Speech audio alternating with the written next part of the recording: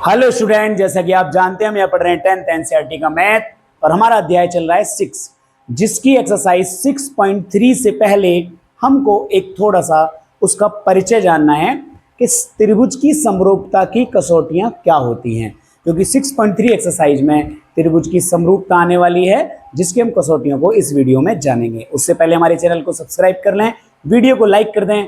चलते हैं वीडियो में। तो हमारा क्या है बेटा, सबसे पहले हमें अगर समरूपता की कसौटियां पढ़नी है तो आपको सर्वांग समता और समरूपता के बारे में मैंने आपको जो आपका चैप्टर 6 शुरू हुआ था उससे पहले एक इंट्रोडक्शन जो वीडियो बनाई थी मैंने चैप्टर की, उसमें आपको मैंने समझाया था कि सर्वांग सम और समरूप में क्या अंतर होता है। हमने क्या बताया था बेटा, हमने सर्वांग सम में बताया था कि जो कोण होते हैं वो सभी समान होते हैं दोनों आकृतियों के, और जो भुजाएं होती हैं वो बराबर होती हैं दोनों आकृतियों की। समरूप में हमने बताया था जो कोण होते हैं वो बराबर होते हैं और जो आकृतियों की माप यानी जो भुजाओं की माप होती है वो समानुपाती होती है दोनों आकृतियों की। लेकिन सबसे मेन बात, इसमें भी दोनों के आकार समान होने चाहिए, इसमें भी दोनों के आकार समान होने चाहिए, हमने बताया था। तो यहाँ हम बात कर रहे हैं, यहाँ साफ साफ नाम दिया गया है त्रिभुज। क्या नाम दिया गया है? त्रिभुज। तो यहाँ जो भी आकृति आप लोगे वो त्रिभुज लोगे। क्या लोगे? त्रिभुज। तो यहाँ और किसी आकृति के बारे में बात नहीं होगी। जब भी आप यहाँ सर्वांग सम की बात करोगे तो दो त्रिभुज लेके करोगे, जब भी आप समरूप की बात करोगे तो दो त्रिभुज लेके करोगे। तो सबसे पहले क्या है बेटा, हमने इसमें पढ़ रखा है कि जो हमारा पहला नियम है सर्वांग सम में, किसमें? सर्वांग सम में, कि जो संगत कोण है, जो हमारे संगत कोण है वो बराबर होते हैं, संगत कोण बराबर होते हैं। ये हमने इंट्रोडक्शन वीडियो में भी पढ़ा था और ये भी हमारी त्रिभुज की समरूपता की कसौटी की इंट्रोडक्शन वीडियो। इसको अच्छे से समझ लेंगे तो आपको एक्सरसाइज बहुत अच्छे से समझ में आएगी। संगत कोण बराबर होते हैं, ये हमने पढ़ा। और इसमें हमने पढ़ा एक तो समान आकार होता है और समान आमाप होती है। आमाप यानी माप यानी साइज, समान आमाप का मतलब होता है आपका साइज, ठीक है, दोनों का समान साइज होता है। ये हमने यहाँ पढ़ा था। समरूप में बेटा क्या होता है? समरूप में संगत कोण तो इसके भी बराबर होते हैं।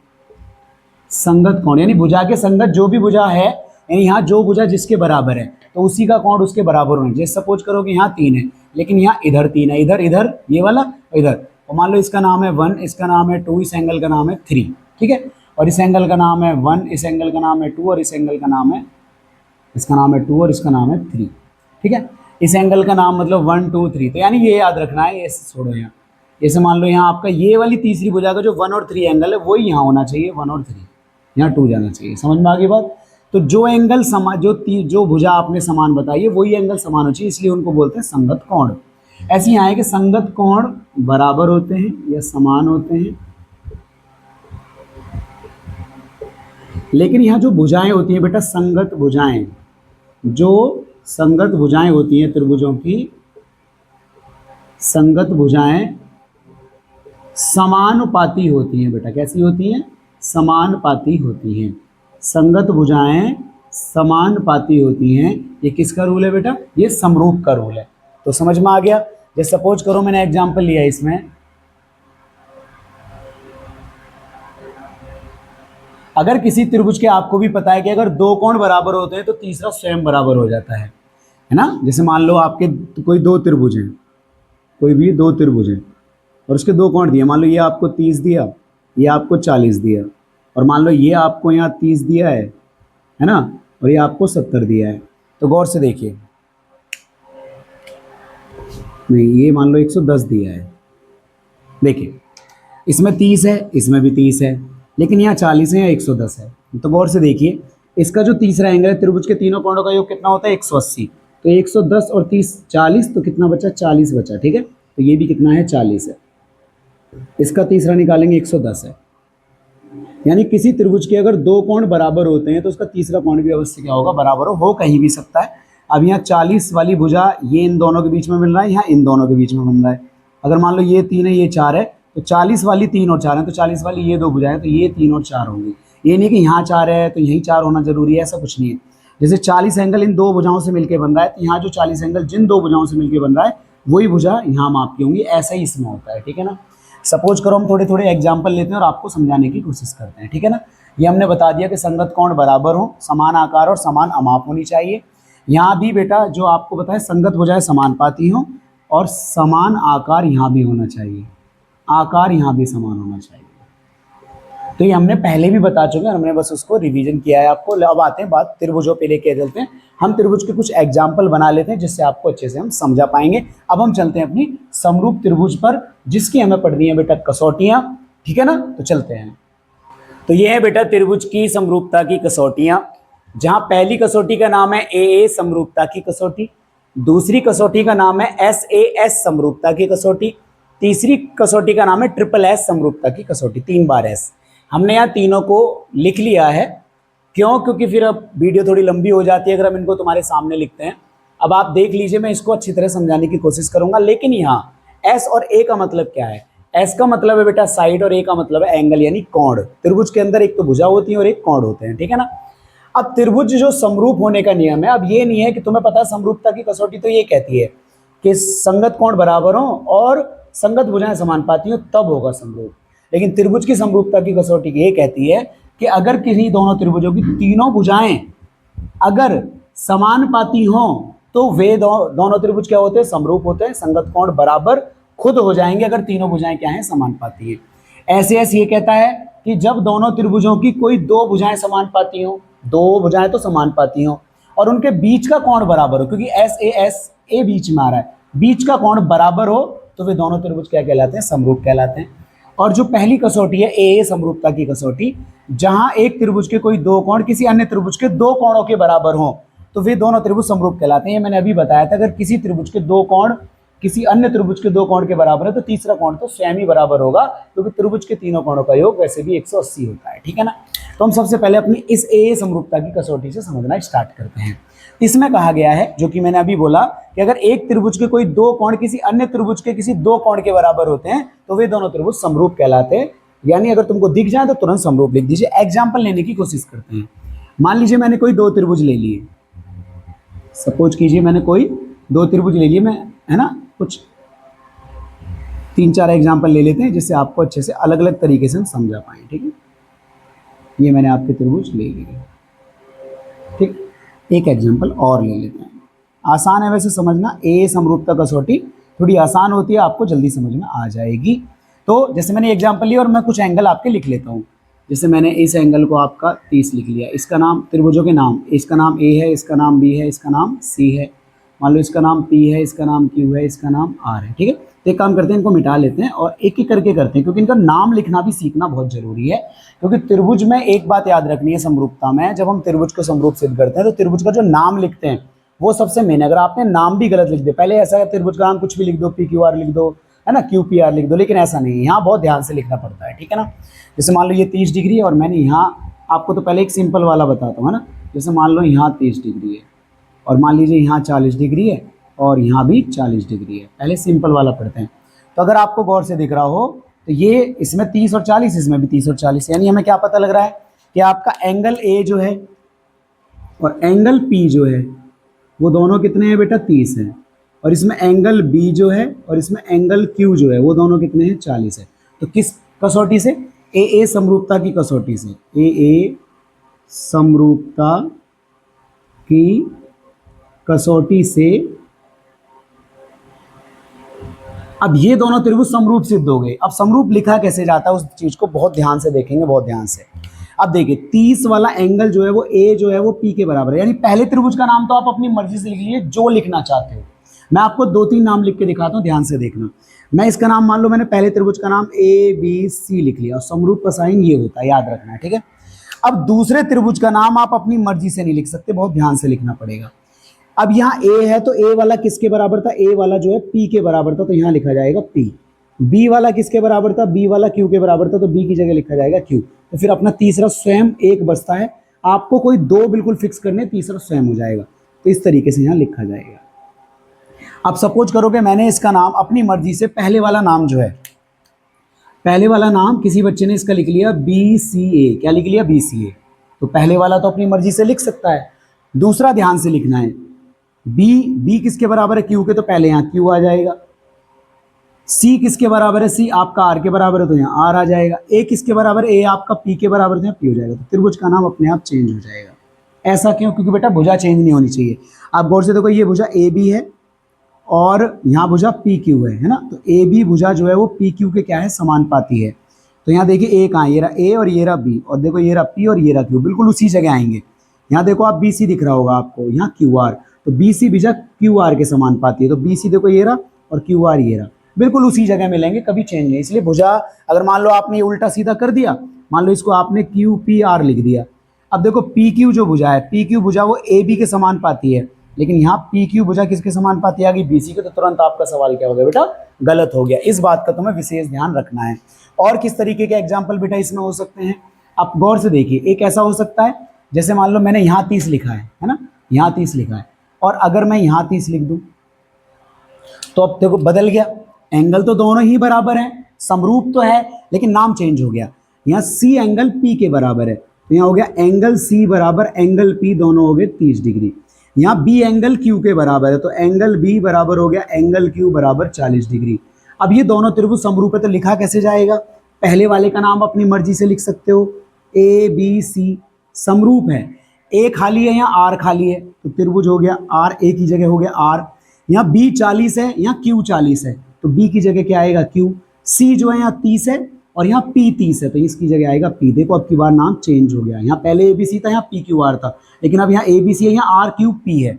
इस हिसाब से नाम चेंज होते हैं बेटा। एक तरीका और होता है कि यहाँ जैसे मान के चलो आपको 30 डिग्री दिया है, लेकिन यहाँ आपको 110 डिग्री दिया है। अब गौर से कोई भी बच्चा देखेगा, यहाँ आपको मान लो ये 30 डिग्री दिया है, कोई भी बच्चा देखेगा वो कहेगा कि भैया यहाँ 40 और 30 है, यहाँ 40 और 110 है, दो एंगल तो बराबर नहीं है। जब ऐसा हो कि एक एंगल बराबर आओ दूसरा ना आ रहा हो, तो पहले तीसरा एंगल आपको निकाल के देखना पड़ेगा, कहीं वो तो बराबर नहीं है। तो ये गौर से देखिए, त्रिभुज के तीनों कोणों का योग 180 अंश होता है, तो 40 और 30 कितना हो गया, 70 हो गया, 70 हो गया, तो यहाँ 110 आ गया। यहाँ 40 और 110 कितना हो गया बेटा, 110, 150, यहाँ 30 आ गया। अब गौर से देखो तीनों एंगल बराबर है, तो 110 वाला 110 के बराबर हो गया, 30 वाला 30 के बराबर हो गया, 40 वाला 40 के बराबर हो गया। जहाँ ए लिखोगे उसकी जगह ए, 30 वाला क्या लिखोगे, आर लिखोगे। जहाँ बी लिखोगे उसकी जगह क्यू लिखोगे। जहाँ सी लिखोगे उसकी जगह पी लिखोगे। आगे बात समझ में। तो बेटा इस तरीके से हो सकते हैं, 3 तरह के सवाल ही हो सकते हैं इसमें, जिसमें आपको भुजाएं बदल के एंगल कर सकता है, तो आप उसी हिसाब से नाम चेंज कर दोगे। या फिर आपको 2 एंगल दे सकता है, लेकिन एक एंगल बराबर देगा, तो तीसरा एंगल आपको निकाल के देखना पड़ेगा। तो ये होती है बेटा हमारी ए समरूपता की कसौटी, जिसमें अगर दोनों त्रिभुजों के 2 एंगल अगर आपको समान दिख जाएं तो वो त्रिभुज क्या होते हैं बेटा, समरूप होते हैं। समरूप लिखने का तरीका ये है, ठीक है। अब चलते हैं हम अपने बेटा एस समरूपता की कसौटी पर। एस समरूपता की कसौटी में कहा गया है कि जब किन्हीं दोनों त्रिभुजों की, यानी कोई 2 त्रिभुज हैं आपकी, कोई भी 2 त्रिभुज लेने हैं आपको, मान लो मैंने एक ये त्रिभुज ये ले लिया और एक त्रिभुज मैंने ये ले लिया, ठीक है, 2 त्रिभुज ले लिए मैंने, ठीक है।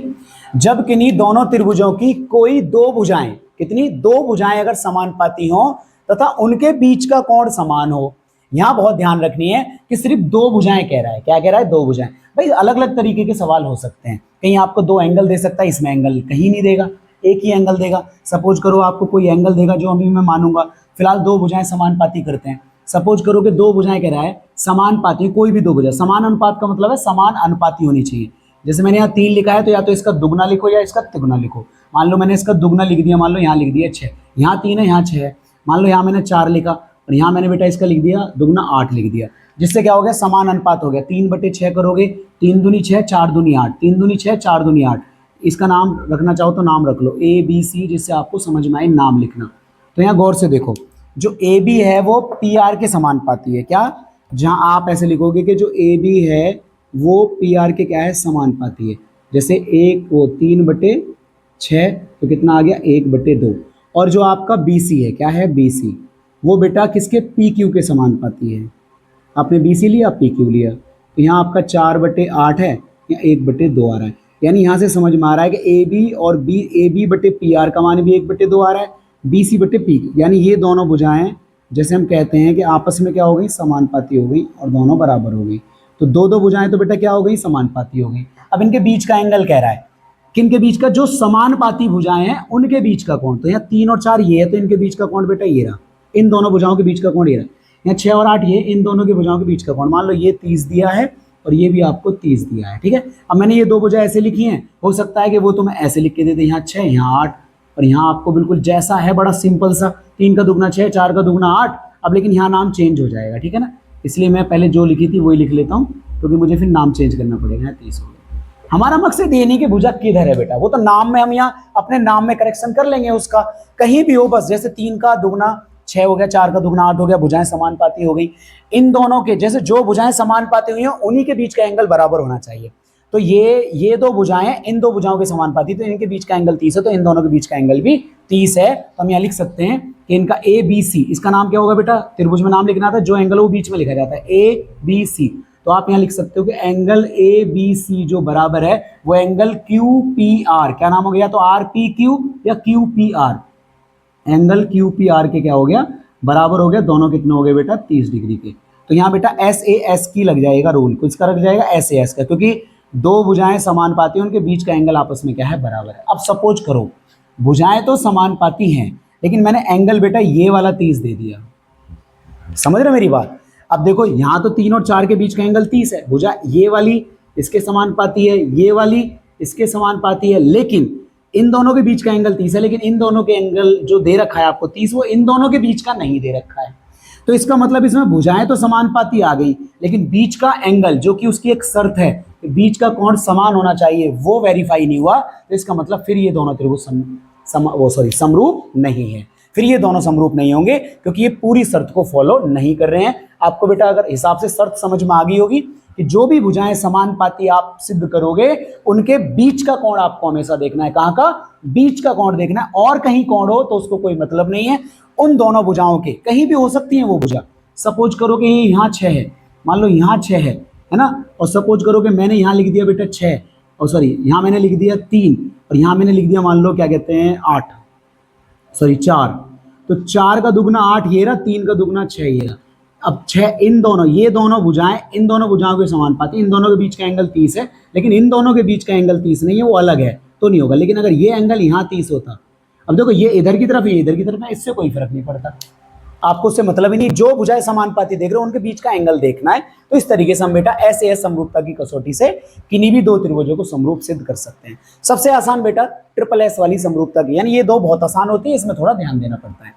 SSS समरूपता की कसौटी बेटा क्या कहती है, वो सिंपल एक बात कहती है कि अगर कोई भी दो त्रिभुज है बेटा आपके, कोई भी अगर आपके दो त्रिभुज हैं, कोई भी आपके अगर दो त्रिभुज हैं, और दोनों त्रिभुजों की मान लो इसकी भुजा आपकी 3 है, इसकी मान लो कुछ भी लिख लो, 3 चौक 12 लिख लो अब की बार, मान लो इसकी 4 है तो 4 चौक 16 लिख लो, मान लो ये 5 है तो 5 चौक 20 लिख लो, तो 3 वाला 12, 5 वाला 20 के, 4 वाला 4, सब 4 4 हैं, यानी तीनों भुजाओं के क्या हैं, समानुपाती हैं। अगर तीनों भुजाएं सीधी सीधी समानुपाती हो जाती है, तीनों का अनुपात बराबर हो जाता है। अगर मैं इनका नाम लिखूं तो ABCPQR, यहाँ बेटा त्रिभुज का नाम लिख के दिखाता हूँ अगर ये समरूप होती तो, क्योंकि मैंने यहाँ 6 लिख रखा था तो, और मैंने यहाँ 3 लिख रखा था, और यहाँ मैंने पहले इनके बीच में 30 मान रखा था। तो त्रिभुज कैसे समरूप लिखे जाते, जो 3 है वो 6 के समानुपाती है, तो AB भुजा जो है वो PR के समानुपाती है, किसके, PR के। तो अगर आपने त्रिभुज में AB लिखा है इधर ABC, तो दूसरी तरफ क्या लिखा जाएगा बेटा, त्रिभुज AB की जगह आपका क्या लिख रहा है, PR। लेकिन सिर्फ 2 के लिखने से साबित नहीं होता, क्योंकि ये PR भी लिखा जा सकता है और RP भी लिखा जा सकता है। वो कैसे पता लगेगा, तीसरी भुजा से। अगली भुजा आपकी BC है, और BC भुजा इसके समानुपाती है, जिसका नाम PQ भी लिख सकता हूँ, QP भी लिख सकता हूँ। अब तो देखो यहाँ तुमने PR लिख दिया तो बच्चा क्या, Q। अब तुम्हें गौर से देखना है, आपने बोला BC जो है या तो PQ होगा या QP होगा। अब यहाँ देखो BC है, लेकिन यहाँ आ रहा है RQ, और आना क्या चाहिए था, या तो PQ या QP। तो मुझे इसका नाम चेंज करना पड़ेगा, और इस PR की जगह मुझे क्या लिखना पड़ेगा, RP लिखना पड़ेगा। अब देखो सब ठीक हो गया, समझ रहे हो। देखो यहाँ भी क्या हुआ, मैंने तुरंत AB की बराबर में PQ लिख दिया। अब जैसे मान लो कोई भी, देखो मैं तुम्हें थोड़ा ठीक से बताता हूँ ध्यान से, दो त्रिभुज दोनों बना के, क्योंकि कोई कंफ्यूजन नहीं होना चाहिए। नाम लिखने में अगर आपने कोई गड़बड़ कर दी तो बेटा चित्र गलत हो जाएंगे। चित्र क्या गलत होंगे, सवाल ही गलत हो जाएगा। तो नाम को पढ़ना बहुत जरूरी है, और मैं ये बहुत अच्छा हुआ कि यहाँ नाम थोड़ा टेढ़ा मेढ़ा बन रहा था, जिससे आप अच्छे से सीख पाओ कि कभी कभी ऐसा होता है नाम लिखने के बाद भी वो थोड़ा सा अलग हो जाता है, तो हमें उसको चेंज करना पड़ सकता है। ये आपका 3, ये हमने आपका 4 माना, ये आपका 6 माना, ये आपका 8 माना। आपको पता है कि ये 3 वाली भुजा 6 के समानुपाती है, तो हमने यहाँ लिखा जो ए बी है वो किसके समानुपाती है, पी आर के समानुपाती है। और जो आपने लिखा बी सी जो है वो पी क्यू के समानुपाती है, बी सी जो है वो पी क्यू के, इसके पी क्यू के समानुपाती है। क्यू पी बोल दो, कुछ भी हो सकता है, इस ए बी का बी ए हो सकता है, पी आर का आर पी हो सकता है, बी सी का सी बी हो सकता है, पी क्यू का पी क्यू हो सकता है। और एंगल आपका कहाँ है बेटा, ये रहा आपका बी एंगल जो है पी के बराबर है, बी एंगल जो है पी के बराबर है। ये तो फिक्स है, जहां बी होगा वहां पी होगा। आपने सपोज करो कि त्रिभुज ए बी सी लिख दिया, पहले वाला अपने नाम से लिख सकते हैं। अब बेटा एंगल जो है पहले उसको फिक्स कीजिए, यहाँ बी की जगह क्या है, पी है, तो बीच में आ रहा है बी, तो बीच में क्या आएगा, पी। अब इधर वाला फिक्स कर लीजिए।